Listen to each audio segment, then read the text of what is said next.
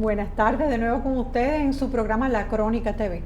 Gracias por sintonizarnos y hoy tenemos aquí una invitada que yo sé que ella no le gusta hablar mucho de ella, pero lamentablemente en esta introducción tengo que decir algo porque me toca muy a fondo, aunque Laura y yo, a pesar de que yo soy abogada también, nunca ejercí. Te admiro mucho por lo que haces, porque la verdad que ejercer aquí no es fácil en la República Dominicana, pero Laura es casi hermana de mi esposo, casi hermana, y es hija de una persona que fue como una madre para Hernán y una mujer muy querida y muy respetada en la República Dominicana, como dice Hernancito, una guerrillera de verdad del pueblo dominicano. Laura es una abogada dominicana especializada más que nada en casos fuertes y fue también, o sea, hay una cosa de ti, Laura, que me llama mucho la atención, es que tú has sido abogada en todas las posiciones, defendiendo el Estado dominicano, en el caso de Bahía de las Águilas, con imputados. Creo que es el trabajo de un abogado. Eso es lo que la gente no entiende. Hay mucha gente que critica, Laura, y quiero comenzar con esto. Y lo he dicho, lo digo generalmente porque yo estoy viviendo eso ahora mismo. Que cuando un abogado está defendiendo a una persona que está acusada de un acto de corrupción, sea verdad o sea mentira, porque hasta que no haya una sentencia definitiva, tú no puedes decir que una persona es culpable. Entonces dicen, si cogió ese caso, es igual de corrupto que él. El abogado es un médico, señor, es igual que un médico. Pero que yo no tengo por qué justificarme, realmente. Exacto. Porque el trabajo nunca he criticado a un colega, incluso cuando me adversa. Exactamente. Estando en la posición que sea, me molesta que critiquen a un colega porque defienda tal o cual cosa, no.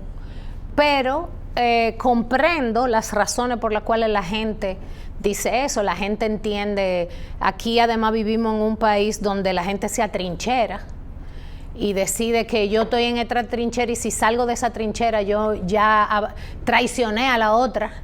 Pero en realidad uno defiende casos, los abogados defendemos casos y cada caso tiene sus particularidades que generalmente, o en la mayoría de los casos, nadie conoce más que quien maneja el expediente. Entonces a veces de manera ligera, ya sea interesada o no, opinan, y eso es su derecho, porque lo que yo sí he defendido toda la vida es la libertad de expresión.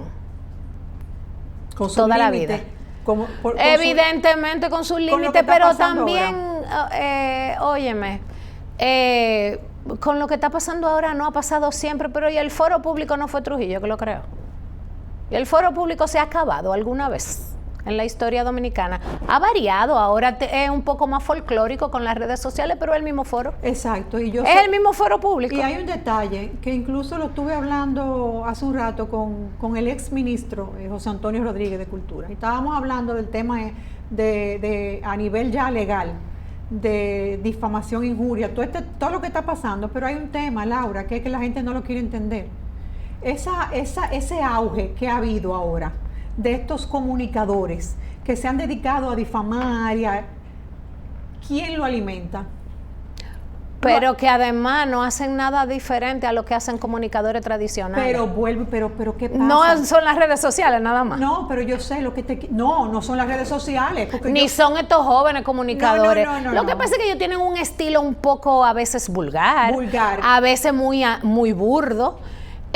Pero realmente yo no veo mucha diferencia con en algunas épocas pero fueron otros. Yo me estoy refiriendo a comunicadores, yo no me refiero a las redes sociales. Entonces, cuando yo decía con José Antonio, es que lo alimentan. ¿Por qué?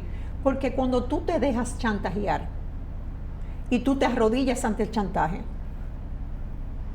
Pero de mí se han dicho barbaridades y yo no me querella por difamación. Exactamente. Entonces, esto se ha convertido en un circo, porque hay que reconocerlo. Esto de los medios se ha convertido en un circo. Y como tú dices, antes lo había. Diferente. No, lo que pasa es que con el tiempo se ha ido, vamos a decir, democratizando la sinvergüencería. La sinvergüencería se ha democratizado. Gracias a la apertura que ya uno tiene acceso a todo tipo de comunicación. Pero hay gente que está en redes sociales que está haciendo mejor trabajo que periodistas tradicionales. Pero 1000 veces. Yo estaba hablando el otro día con un periodista. Se estaba quejando de unas declaraciones que yo di, que la prensa tiene que hacer su mea culpa también. Y le digo, pero nunca he visto que tú has escrito algo que no sea una nota de prensa del Ministerio Público. Entonces, ¿por qué tú criticas a uno que están en las redes sociales repitiendo como loro lo que otro le dice? Porque ellos creen en eso, igual que tú crees. Claro, Tú crees en tu teoría de tu Ministerio Público, pues tú nada más le das difusión a eso y tú no contrastas. Exactamente. Entonces, se supone que el que es periodista profesional debe contrastar. Pero a mí nunca me han llamado para preguntarme, con raras excepciones.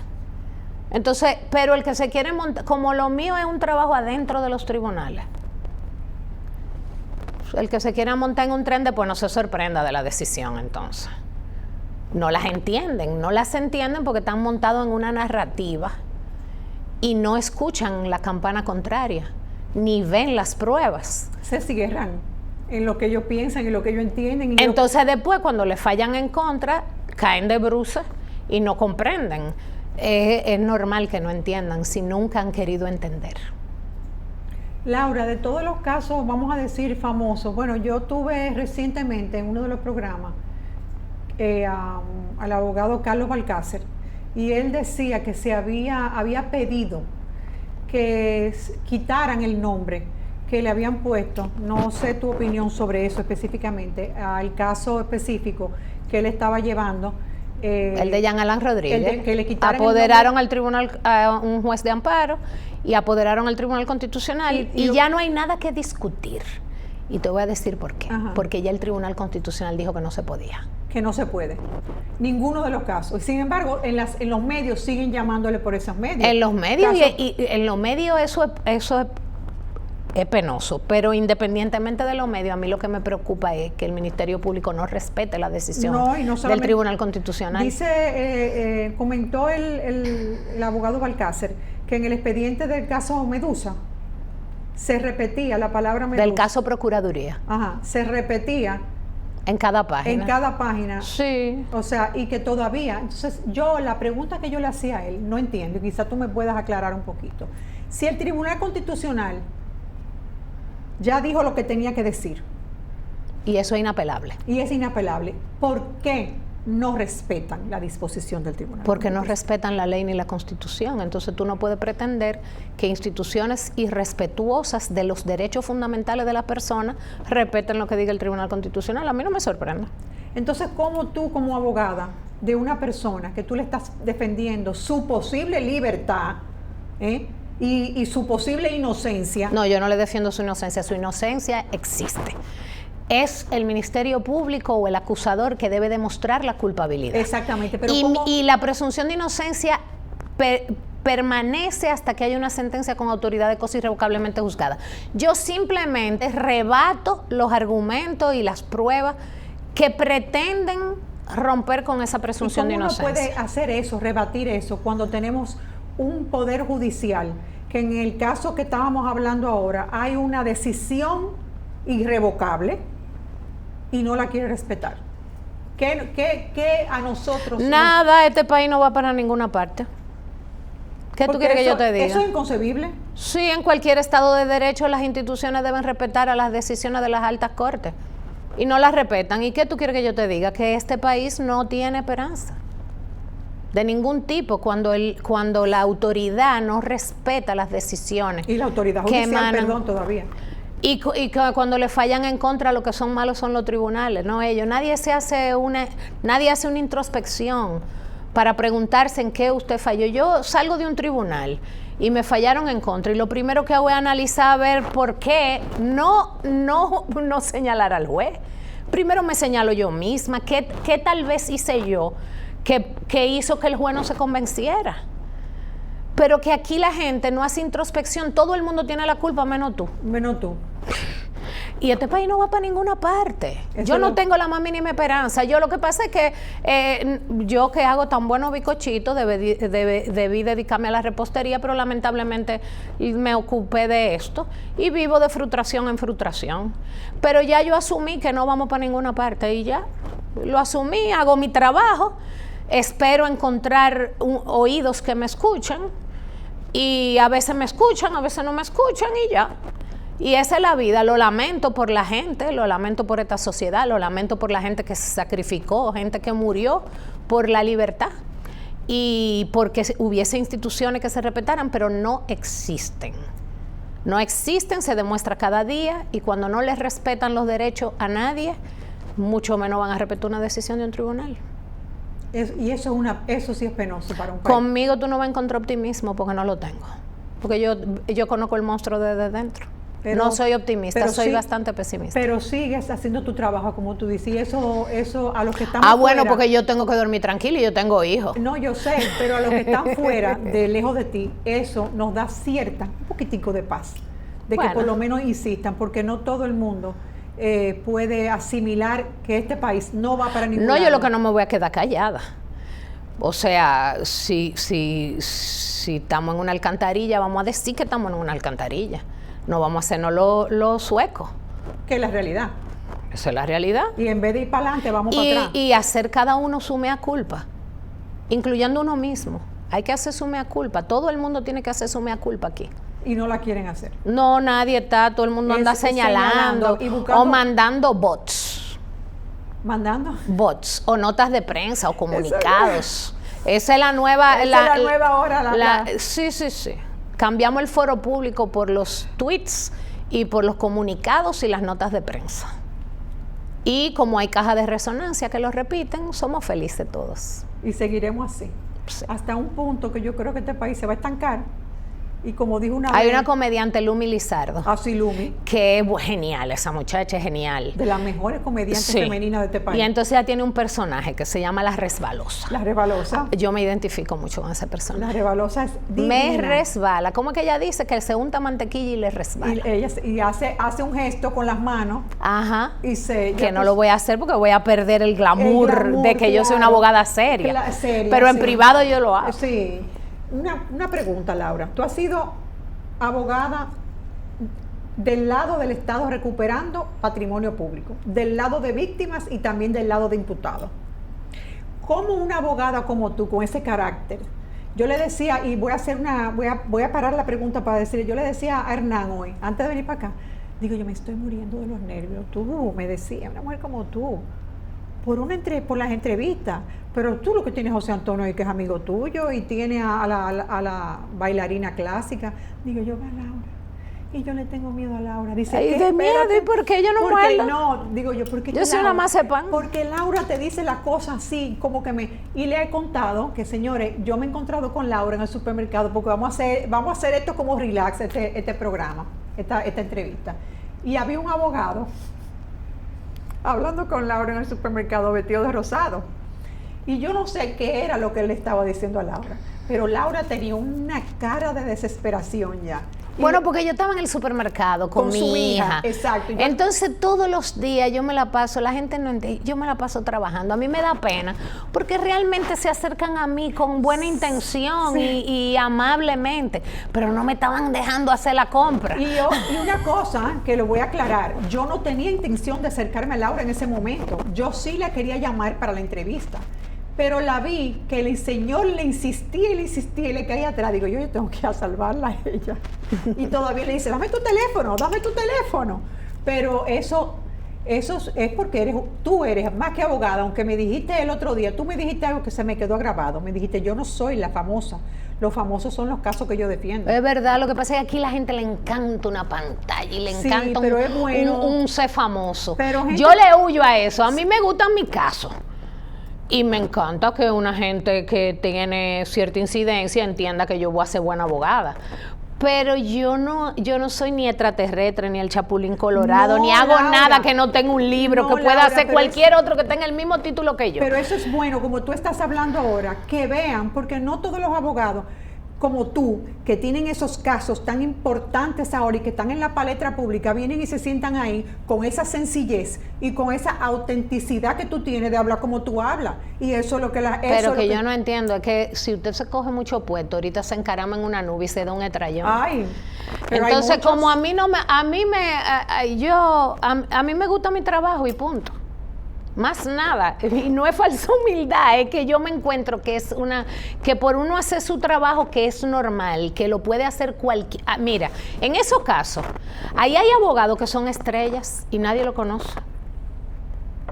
Y nadie los conoce. Mira, ahí hay en este país, el día que se hable de la Defensoría Pública y lo bueno que son los defensores públicos, los abogados que cobramos no la vamos a ver fea. Porque tú sabes cuál Porque es. eso es defensa gratuita. Pero a mí me han llamado y me han dicho, no, que fulano está preso. Digo yo, pero deja que te defienda un defensor público, que son una estrella.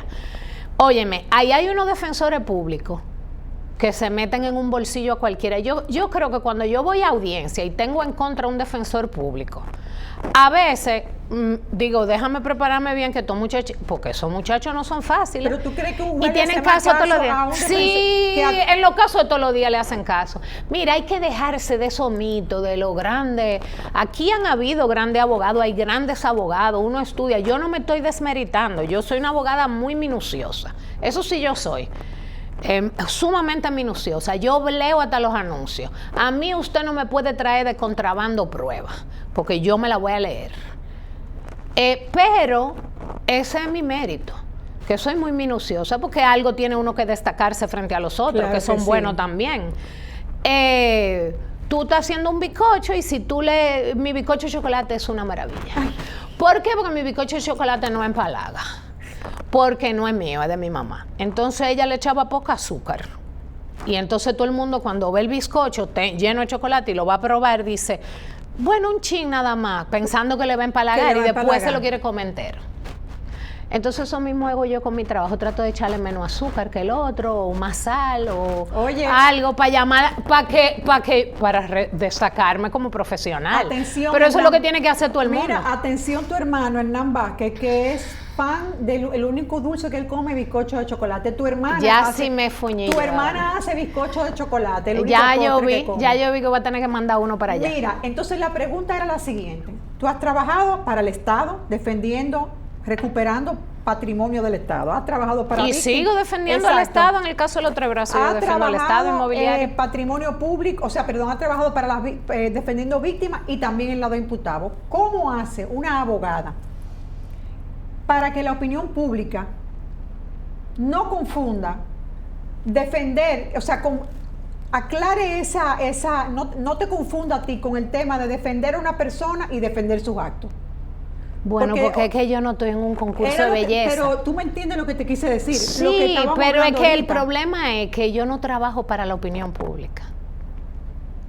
Ahí es donde hay el problema. Esa es Laura. Es que yo trabajo para mi cliente y mi caso, y para los tribunales y los jueces. Desde el momento en que su preocupación es lo que pasa fuera de las puertas del tribunal, usted comienza a tener problemas. Porque usted está armando una narrativa y una novela para el público. Yo no, yo digo lo que tengo que decir en los tribunales y si afuera me preguntan, digo lo que yo dije adentro. Pero yo no puedo, ni tengo cuerpo ni edad para meterme en un concurso de belleza, ni de talento, ni de simpatía. Yo ni canto, ni tengo cuerpo para estar en concurso de belleza. Entonces yo no quiero ser simpática con nadie. Yo lo único que quiero es hacer mi trabajo. Punto. Entonces, como no me preocupa, supongo que digo las cosas como son. Y entonces la gente ve que es sincero. Exactamente. Pero yo no estoy preparando, yo no preparo notas de... A mí ni siquiera me gustan los equipos de comunicación que contratan en los casos. Que por lo menos yo, quizás te equivocada, lo percibo. Con la mayoría de abogados que cubren, que manejan esos casos sobre todo de corrupción, siempre salen a decir la gente, ese es un abogado corrupto porque maneja un corrupto. Yo nunca he visto que de ti, por más casos que tú hayas cogido, no importa, nunca han dicho nada de ti. Nunca lo he visto. Pero sí lo han dicho, hombre, pero eso no importa. Pero yo lo que veo en ti, que tú hablas, es la forma. Mira lo que pasa. Cuando yo he sido abogada de víctima o del Estado, yo sé que no me quieren mucho los adversarios que han sido imputados, porque uno pide prisión, ¿verdad? Y pide condena.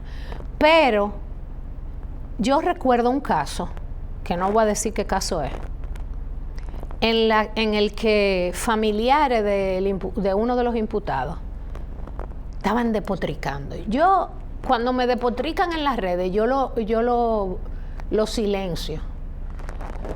Porque yo no tengo por qué oír una gente voceándome. Yo odio que un vecino ponga una música todo lo que da, como voy en mis redes sociales mías a estar oyendo una gente que me está insultando todo el tiempo. Si me insulta a mí o te insulta a ti o a cualquiera, a mí los insultos no me gustan. Exacto.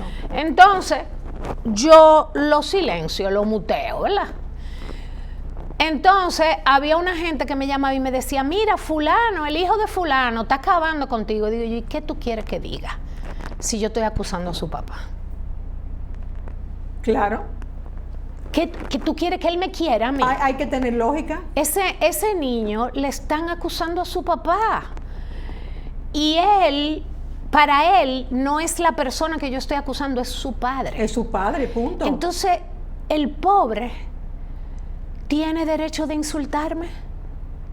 Y a mí no me es más, no solamente no me importa porque no me importe él, no me importa porque me imagino por el dolor que él está pasando. Cuando uno se deja de poner en el lugar del otro, uno agrede doble. El proceso penal es un viacrucis sin necesidad de agredir ni humillar. Imagínate que yo me pongo a humillar al adversario. Y lo que no es suficiente con la persecución que recibe del proceso para que además yo le añada epíteto y decirle ladrón y decirle... la familia sufriendo porque la familia, señores, eso es lo que yo quiero que no tiene la culpa de nada. La familia no tiene culpa de eso y lo sufre. Y lo sufre entonces mucho. Si su hijo siente que se desahoga diciéndome barriga verde, que le diga lo que él quiera, él es el único que tiene derecho. Así mismo es. La familia de ese señor tiene todo el derecho de no quererme y de odiarme a muerte. Y yo lo asumo y punto. Ni tampoco tengo yo que darle lecciones, no, porque no es a mí que tú me tienes que criticar a tu papá, no. Él tiene que querer a su papá y punto. Claro, si su papá fue buen padre. Puede ser lo que sea, pero fue buen padre. Y hasta que no haya una sentencia, y además sigue siendo su padre. Entonces tal vez, como yo no agredo gratuitamente, exacto, y estoy en contra de la humillación, no importa del lado donde yo me encuentre, yo nada más hablo de derecho. Tú me preguntas de un caso y yo te hablo de los hechos y del derecho, no de las personas. Entonces, tal vez por eso haya más consideración hacia mi persona, pero tampoco es que yo estoy en un concurso de belleza, te repito. Exacto. Yo no estoy para que te alaben no, ni para que me aplaudan tampoco. Yo lo que quiero es ganar mi proceso. Exactamente. Vámonos a una pausa, Laura, y regresamos en breve.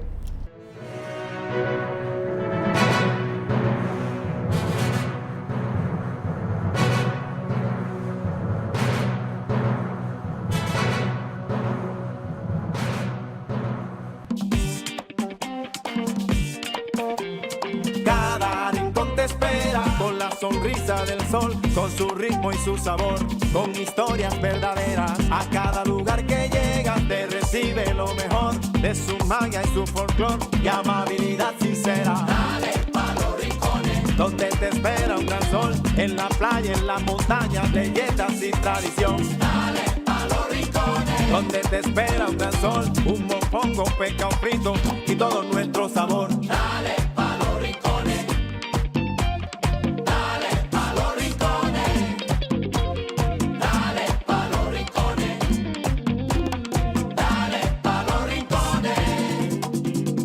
Que Quisqueya es la más bella, de orgullo voy a gritar. Aquí todos lo tenemos, salgamos a disfrutar.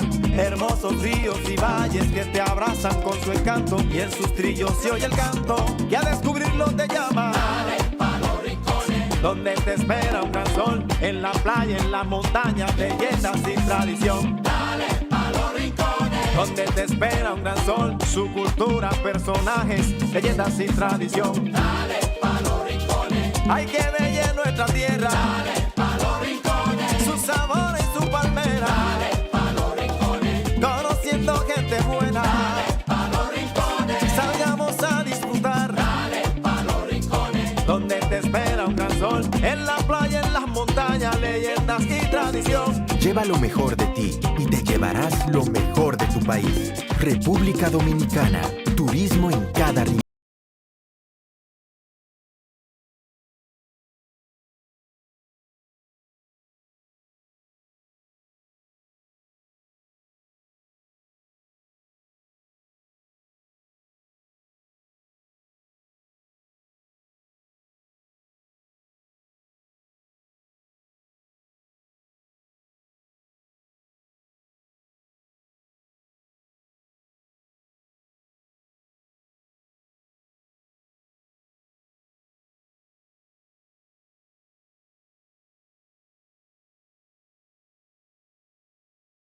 Monet, maestros chocolateros dominicanos desde 1934.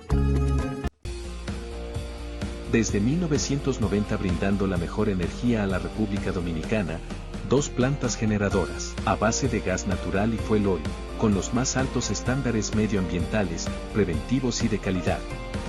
En Seabird somos deporte, somos cultura, somos responsabilidad social, somos Seabird, energía limpia.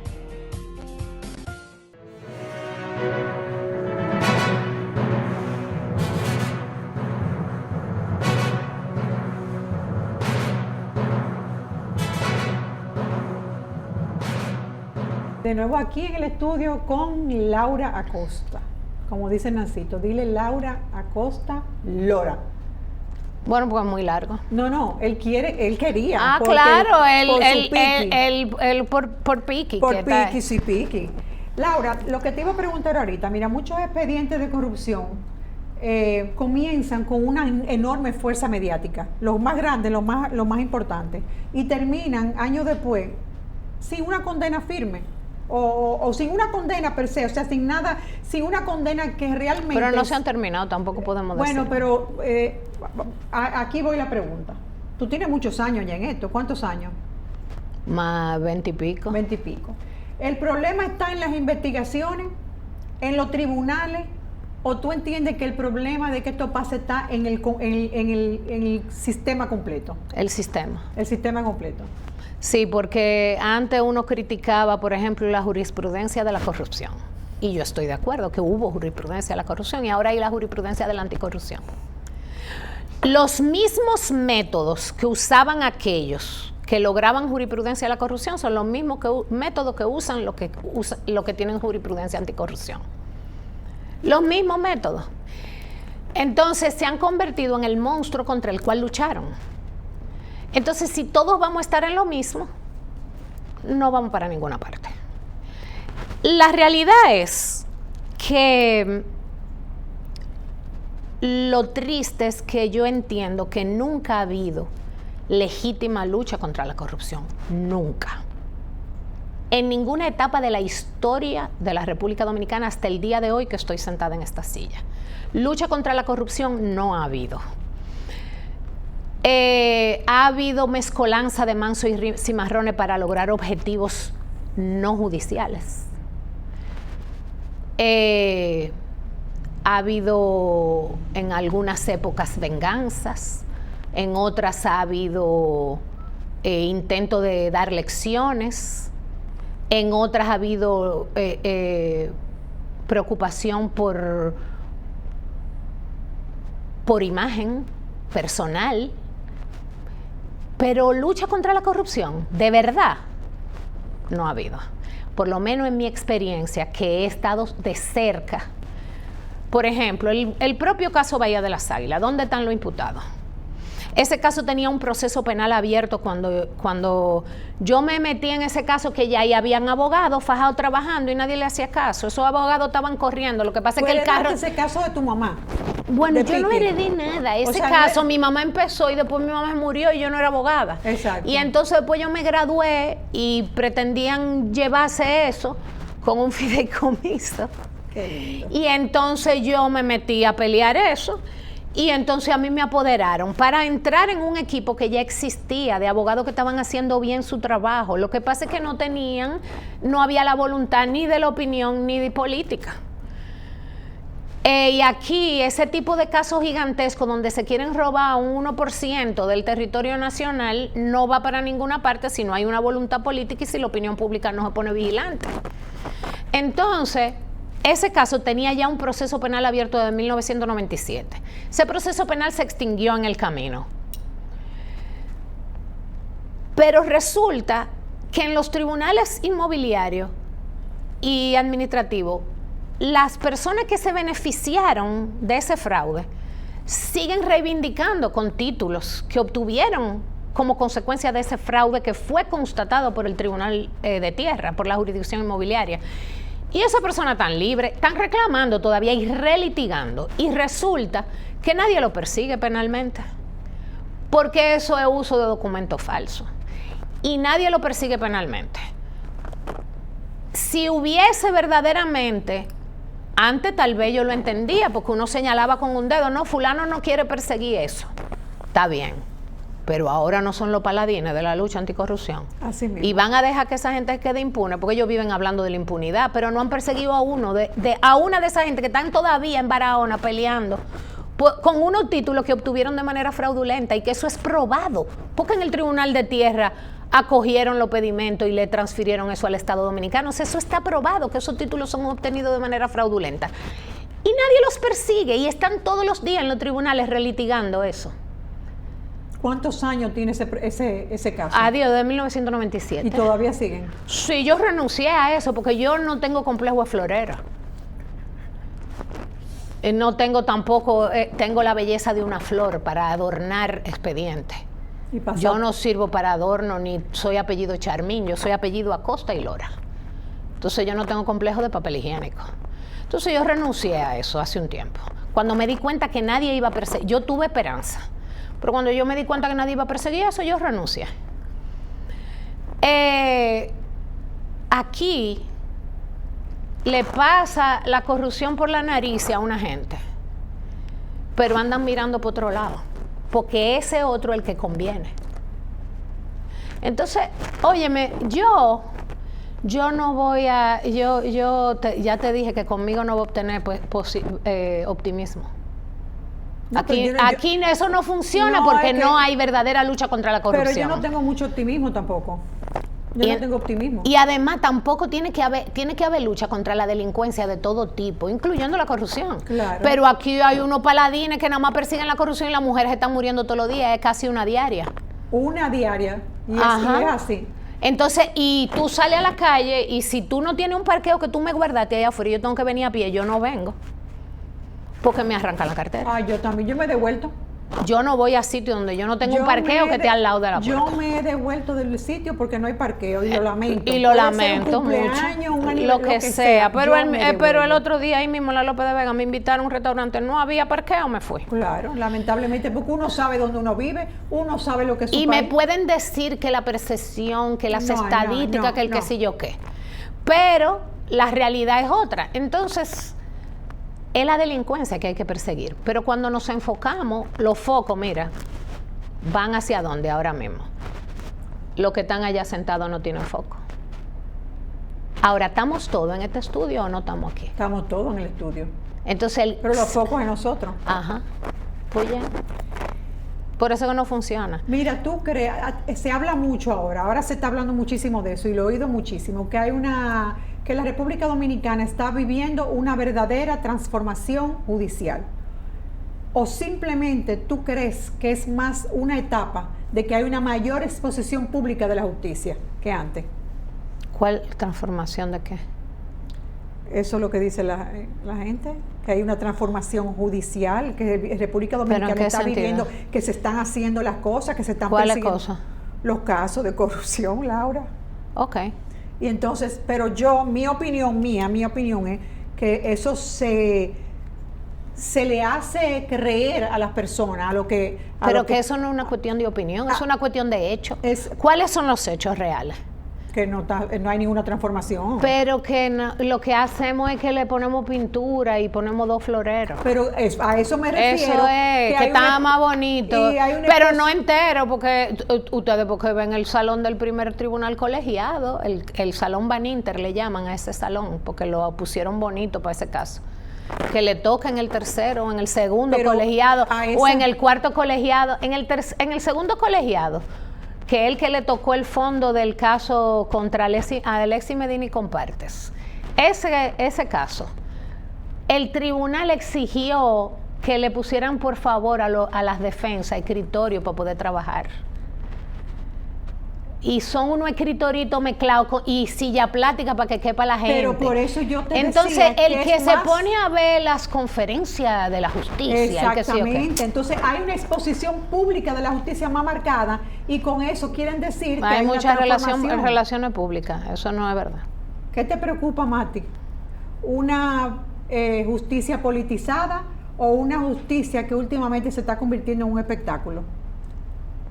Lo doy lo mismo. A mí me preocupa la instrumentalización de la justicia. En todo sentido, no importa con qué objetivo, ni para quién.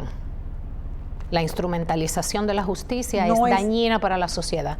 La justicia es el último lugar, el último escalón en la sociedad donde uno puede ir a pedir que le respeten los derechos. Si es pasible de ser instrumentalizada, da pena.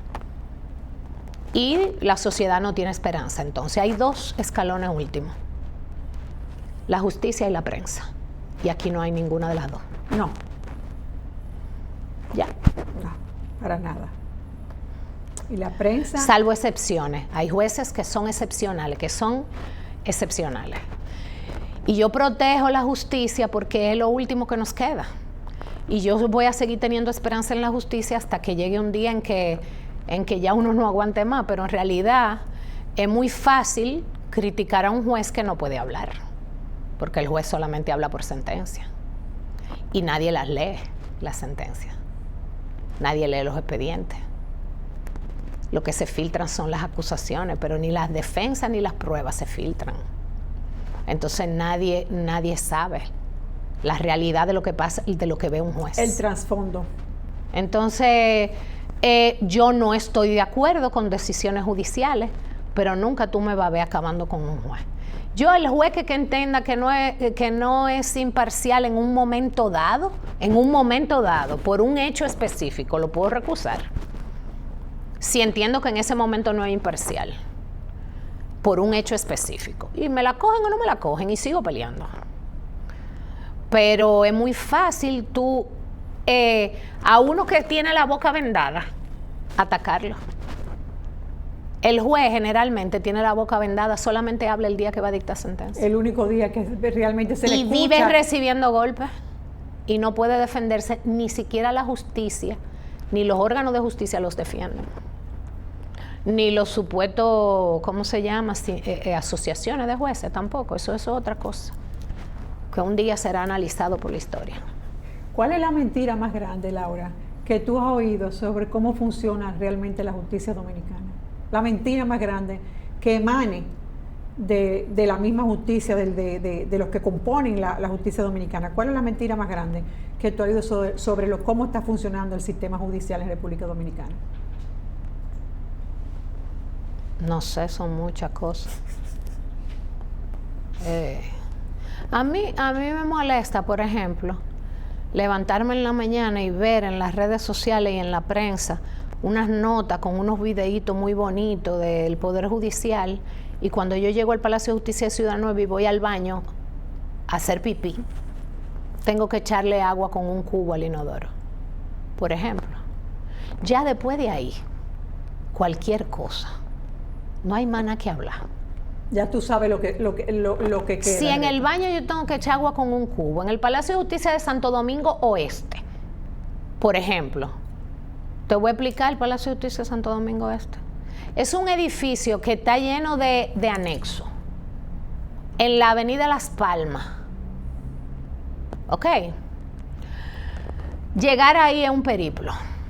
Cuando tú llegas no hay parqueo. Tú tienes que llegar temprano, enfrente hay una gente que tiene un edificio y que alquilan los parqueos para tú darle dinero para tú poderte parquear ahí.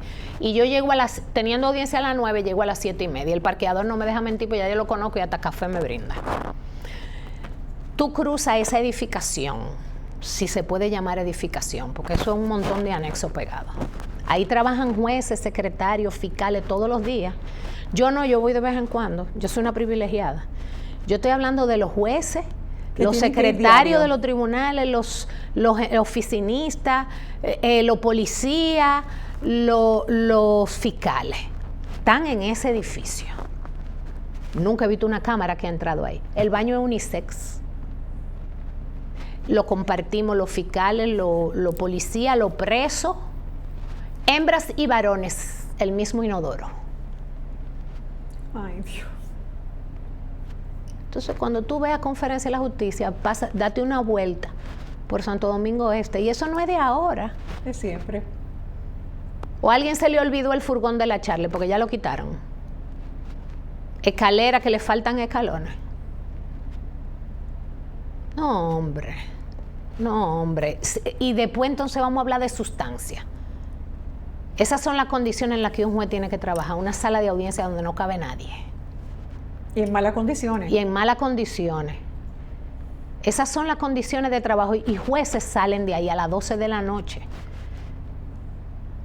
Con un policita que si lo soplan se cae. No, y con el cerebro, ya tú sabes. Vaya a su casa a resolver con el sueldito que ganan. Mientras están haciendo conferencia. No, hombre, no. ¿Quién tiene más poder real en un expediente grande como los que recientemente estamos viendo? ¿Un juez, el Ministerio Público, una defensa fuerte o la opinión pública? Jurídicamente debe ser el juez. Sin importar nadie. Pero en la realidad, ¿tú no crees que la opinión pública... Dependiendo del caso. Dependiendo del caso, cuando se junta la opinión pública, la justicia y todo el mundo decide hacer su trabajo, pues eso transcurre bien. Pero cuando hay una lucha de intereses y un atrincheramiento, en función de cómo vaya el viento. O sea que tú no has visto en los últimos casos que la opinión pública crea tanta presión que a veces obliga a las autoridades a llevar por una vía de injusticia. Pero es que no se deben dejar llevar de presión. Pero se llevan, porque le tienen miedo. Cuando aquí hablan de una marcha, aquí todo el mundo se paraliza, sobre todo las autoridades, se ponen locas. Desde que hablan de una marcha, aquí se ponen locas. Yo he visto de estos que están haciendo convocatoria ahora, amenazando, vamos a tumbar el gobierno si no nos hacen caso y vamos a hacer esto. Porque lo tumben, a ver si resuelven ellos. ¿Entiendes? Entonces eso es preocupante también. Pero que el poder se lo da el que está en el poder que le hace caso. El poder se lo da el propio poder. Si el órgano persecutor persigue en función de las pruebas, sin importar la presión de la opinión pública, no va a importar. Pero la opinión pública también ejerce su presión. Y está bien si se indigna por algo, está bien que la gente proteste. Lo que pasa es que usted tiene que medir, tú no puedes actuar en función de una protesta porque tú tienes el expediente. Y tú tienes que saber lo que tú debes hacer en función del derecho, sin importar. Pero tampoco puede coartar a la opinión pública. Claro. Hay que dejar a la gente protestar derecho. Y desahogarse, y indignarse. Sobre todo cuando se siente Ahora, si usted lo manipula a esa opinión pública para que proteste, porque eso hay también de eso. Te digo, aquí todo el mundo tiene que hacer su mea culpa, pero nadie le dice al pan y al vino vino. Nada, nadie quiere decir nada. No. Mira, nadie, mucha gente. Yo digo lo que me preguntan. Yo tengo ese pequeño defecto, según me dice mi familia, que yo digo demasiado. Lo que pasa es que a la gente no le gusta preguntar porque no le gusta que le digan. Cuando una figura pública, en el caso vamos a hablar el caso que le tengo mucho respeto y mucho cariño personalmente, en el caso de Gonzalo Castillo, cuando una figura pública tan conocida queda fuera de una etapa procesal, como pasó reciente con él y José Ramón Peralta. Uh-huh. Hay quienes y dicen, otros más. Ajá. Pero claro, porque ellos son la figura pública. No, y son las personas que yo realmente conozco. Hay muchas personas que dicen, de los opinólogos, que dicen, funcionó la defensa, y otros dicen, falló el expediente. ¿Cómo lo interpretas? Yo creo que es un conjunto de circunstancias. Ni podemos nosotros vanagloriarnos por el trabajo que hicimos, que modestia aparte lo hicimos impecablemente. Sí. Pero no es una defensa impecable. Pero no es lo único. Además que a mí no me acogieron todo mi pedimento. Ni al Ministerio Público tampoco, ni a todo el mundo. La jueza entendió que era de una forma. Pero tiene que ver con muchísimas circunstancias. Uno no se puede creer la gran cosa por ganar un casito, por más grande que sea. Pero además, esto es una etapa, el Ministerio Público va a apelar. Ahorita viene la corte y lo revierte. Y van a decir que yo no hice bien mi trabajo. Pero lo revirtió. Pero hubo una... Sí, subimos un escalón. Subimos un escalón. Participación Ciudadana no quiere que yo celebre. ni Gonzalo sí. celebre, pero nosotros celebramos. Pero ¿y por qué no? Y si perdemos, también ahogamos nuestras penas. Oye, cuando hay un reinado de belleza, cuando sacan a las primeras 10 finalistas, Uno la celebra aunque no gane la corona. Cuando llegan a las 5 también se celebra. Entonces, ¿por qué no celebrar? Ay, no, que quieren que uno sufra todo el tiempo. Mira, defender a alguien como Gonzalo Castillo implica entrar en la conversación pública de que donde mucha gente decide la culpabilidad antes del juicio. Tú sabes que es así, decide culpable. Sí, pero que yo no soy relacionadora pública, no me importa lo que digan. Por eso, pero ¿cómo se litiga? ¿Cómo tú litigas? Tú obvia eso, ya tú me contestaste. Es que no te importa. Que nosotros trabajamos nuestro caso jurídicamente. Es que el problema que ha pasado aquí es que los abogados, los fiscales y los jueces se alejan del derecho y se preocupan más por lo que van a decir después de esa puerta. A mí me importa lo que digan mis hijos. ¿Qué digan? Mis hijos nada más. Las únicas personas en la vida que a mí me importa lo que piensen de mí son mis hijos, más nadie. En el caso, me siento bien, claro. Si piensan bien de mí, claro, ¿quién va a decir que no? Me gusta que me piropen, porque todo el mundo tiene su ego, pero si tampoco me piropen me voy a morir. Laura, cuando envían a un cliente tuyo a juicio de fondo, Me mandaron a uno ahora. Exacto. La opinión pública entiende que es una derrota para la defensa. ¿Es realmente así o estamos confundiendo etapas procesales con culpabilidad? Es un revés, o porque... sea, estamos confundiendo etapas procesales con culpabilidad. Sí, eso es porque aquí la medida de coerción es una sentencia de culpabilidad. La audiencia preliminar también, a pesar de que los jueces advierten antes de dictar su decisión en la etapa preliminar, siempre los jueces y en la medida de coerción advierten que no están juzgando culpabilidad ni inocencia. Además de que aquí tenemos que ponerlo en la cabecita, que toda persona se presume inocente hasta que existe una sentencia irrevocable. Se presume inocente. Entonces, sobre esa premisa, esa base, cada etapa del proceso es una batalla en la que a veces se obtiene total ganancia de causa, a veces parcialmente ganancia de causa, y uno obtiene reveses o triunfos, pero son triunfos provisionales porque son escalones. Y son derrotas provisionales también. Sí, claro, y hay que encajarse su revés. Y seguir adelante. Y punto. Si uno está convencido de su caso, yo no convencí al primero, bueno, pues convenzo al segundo escalón. Exacto. Y si no al tercero. Y lo que comienza de una manera no tiene mira, cuando inicio un proceso de esta naturaleza, yo estoy lista para llegar al Tribunal Constitucional. ¿Tú te mentalizas? De una vez. De una vez. Ni tampoco me monto en el tren del triunfo por una ganancia de causa en un momento. Nunca en la vida. Hasta que yo no tenga mi sentencia irrevocable, yo no estoy tranquila. El tribunal, en el caso Intran, eliminó la acusación de terrorismo, pero mantuvo el envío a juicio. ¿Qué lectura jurídica le podemos dar a eso? Que eso era un disparate lo de terrorismo. Es un disparate casi entero, pero por lo menos aquí el Ministerio Público ha aprendido de lo que le ha ocurrido en los otros casos. Por ejemplo, me dio mucha risa que en las declaraciones de Wilson Camacho eran de que este proceso fue rápido. 6 meses nada más en la audiencia preliminar, gracias al nuevo Código Procesal Penal. Eso no es verdad. Eso no es verdad, pero que ya dicen tantas cosas que no son ciertas o tergiversan, que ya se creen su muñeco en su cabeza. Pero mire, eso no es verdad, porque ese proceso fue más rápido porque la acusación tenía 100 y pico de páginas, no 12,000 ni 3,000. ¿Cuántas? 100 y pico, eran 358 en total con el listado de pruebas. Entonces, ¿qué pasa? El Ministerio Público se dio cuenta finalmente que cuando hace esos mamotretos de 12,000 páginas, de 5,000 páginas, de 3,000 páginas, con 2,000 pruebas que la mayoría son irrelevantes, se le estanca el proceso. Ellos mismos se ponen un palo entre la pierna. Entonces, al darse cuenta de eso, decidieron en el caso de Intran hacer una acusación más corta, que duraron una mañana leyéndola y terminaron. Y nosotros, además, los abogados nos portamos bien. Reconozca eso. ni hicimos incidentes imprudentes. Los incidentes que presentamos, los presentamos en bloque, todos en el momento en que nos tocó hablar. Pero no lo quieren reconocer, quieren decir que fue el código. Vino el código en una varita mágica y arregló el proceso, no. Y una juez que mantuvo el orden en su audiencia, ella no me favoreció a mi cliente, pero hay que reconocerle su trabajo y hay que reconocer que hizo una sentencia bien estructurada, aun cuando yo no estoy de acuerdo con ella jurídicamente. Convenceré a la siguiente. No importa, ella entendió que eso era así.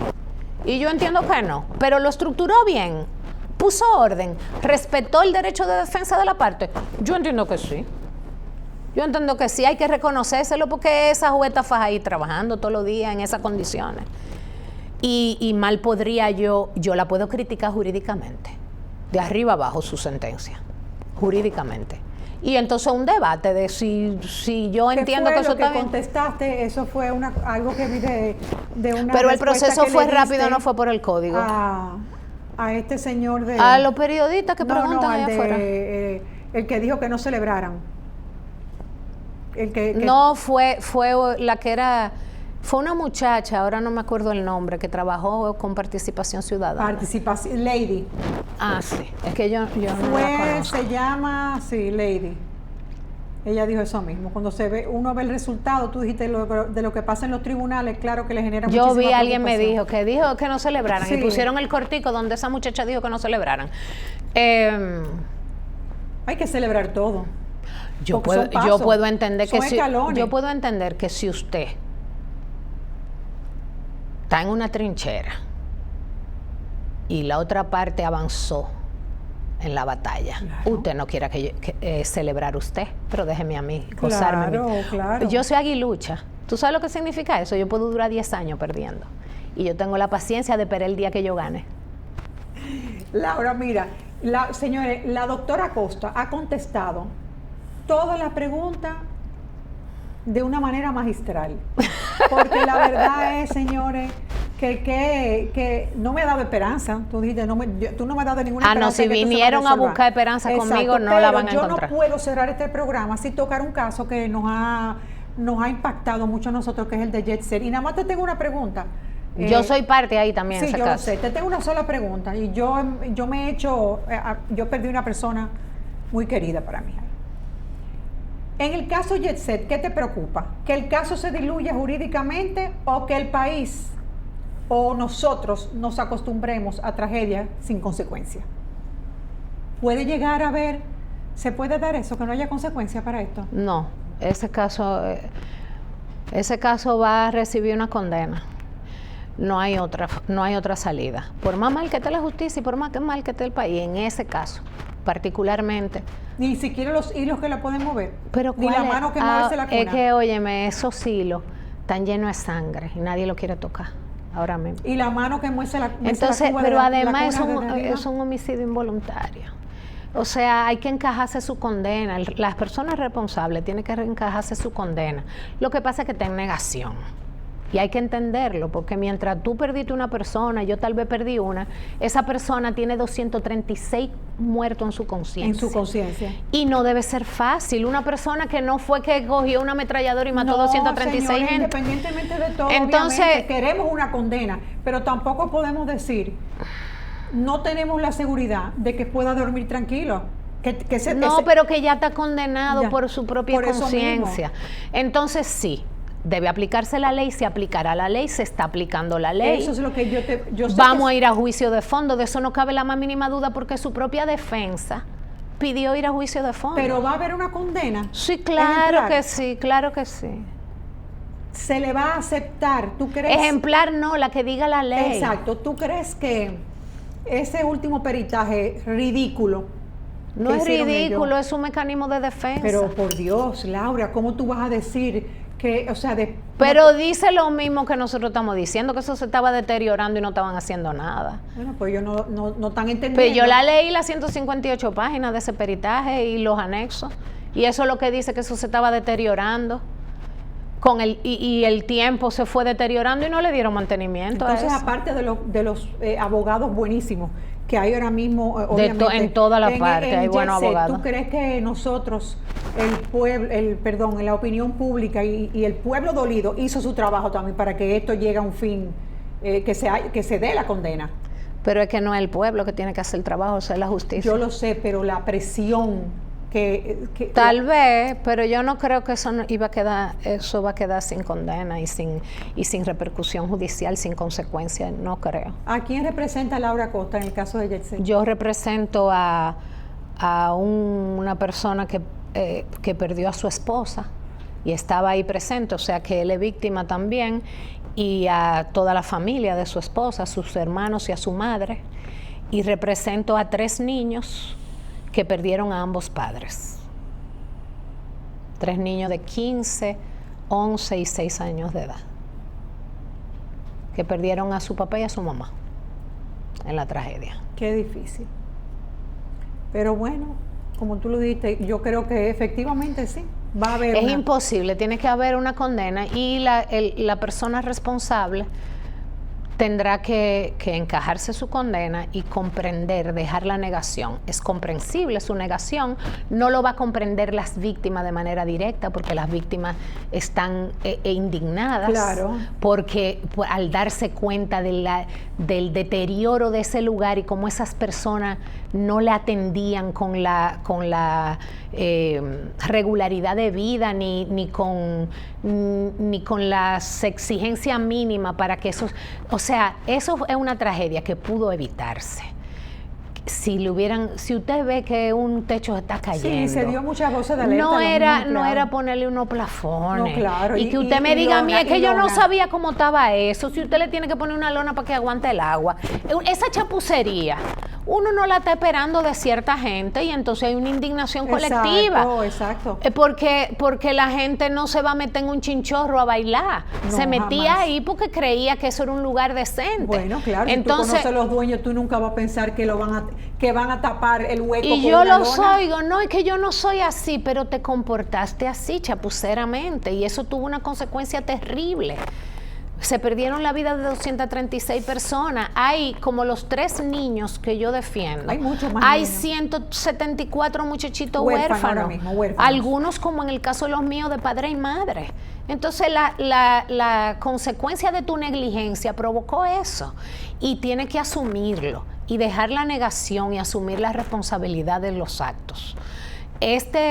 Lo que pasa es que el proceso judicial es un vía crucis para todas las partes y en algún momento esa persona responsable, Antonio Espaillat, debe parar esto él mismo para que las víctimas no lo sufran más. Sí, porque hay un sufrimiento colectivo. Y cada vez que se va a esa audiencia,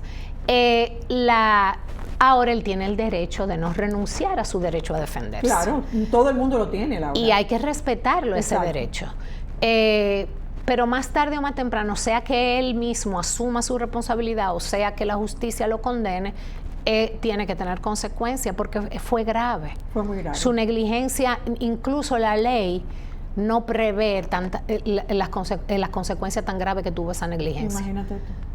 Es tan grave que ahora el artículo del código, donde ahora pusieron que dependiendo de la cantidad de muertos es la sanción, ese es el artículo, le llaman los abogados el artículo Yetzel. Imagínate.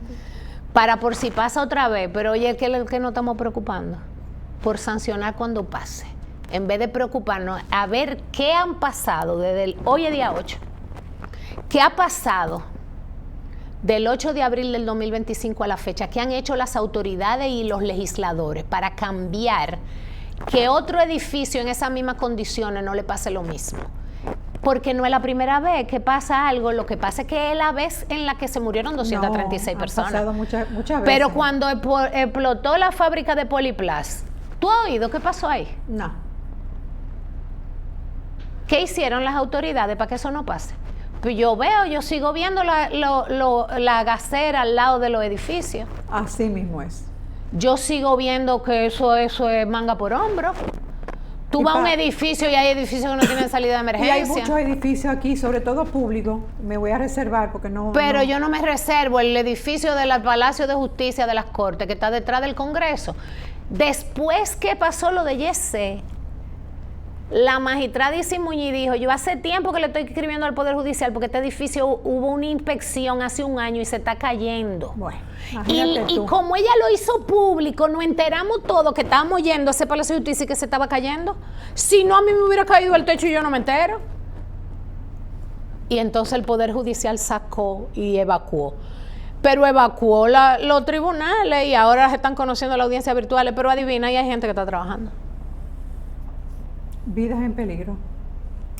Entonces no importa que se mueran 3 fiscales o un oficinista que trabaja ahí, pero para que no haya un escándalo lo evacuaron. Exacto. Pero ese edificio sigue yendo gente. Esperemos en Dios que no. No, yo espero que no se caiga. Que no se caiga. Esperemos en Dios.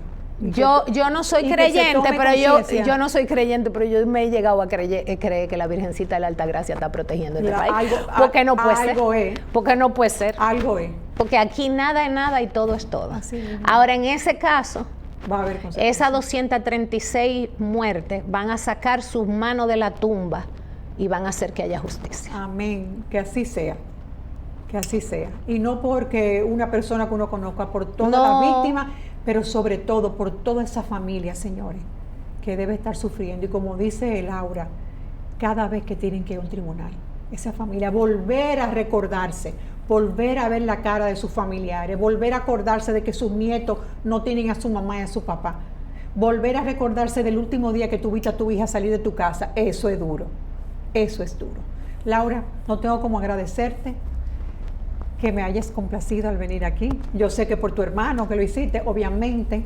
Bueno, ¿para qué te digo que no se hizo? Bueno, exacto, pero ya tú sabes. Como decía la Chimontrufa. Ya tú sabes que tú estás comprometida. No, pero tú me has tratado más bien que el diablo y hasta me ha piropeado. Claro, yo tengo que volver aquí. Tú sabes que tú tienes un compromiso con ese señor. Te voy a tener que hacer un bizcocho. A mí no, a él, porque él es el que... Eso fuiste tú que me metiste en ese Él no come otra cosa, tú no sabías, porque él es el señor del chocolate, él no come. Y a ustedes, gracias por seguir viendo este programa, gracias por el apoyo que hemos recibido últimamente. Estoy feliz, contenta.